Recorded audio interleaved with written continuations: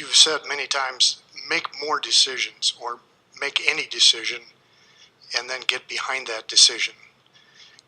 Can you expand on that a bit? Well, because things are always working out for you, anything that you focus upon gets energy moving.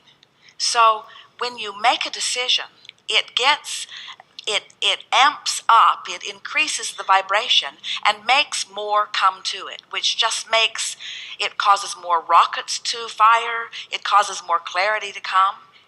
There are a lot of people who stand in a place where they're saying, well, I don't know whether to do this or whether to do this. And really, if you can't make up your mind, it really doesn't matter very much which choice you're making, because the premise that is always true is that the ideas that are dishing up for you are always in the vicinity of where you are vibrationally. So your choices are never very far apart. Does that make sense to you?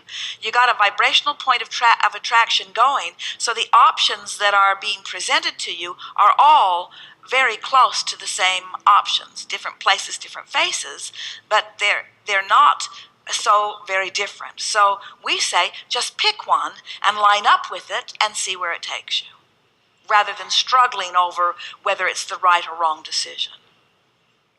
And you can make any decision turn out right. Eventually you can, because if it starts to go badly, you send a rocket of improvement, and when you line up with that rocket of improvement, then it rights itself. That's why we say you can't get it wrong and you never get it done. And the reason you can't get it wrong is because it's never done. These days, we're putting more emphasis on this, however. Get in the vortex and then.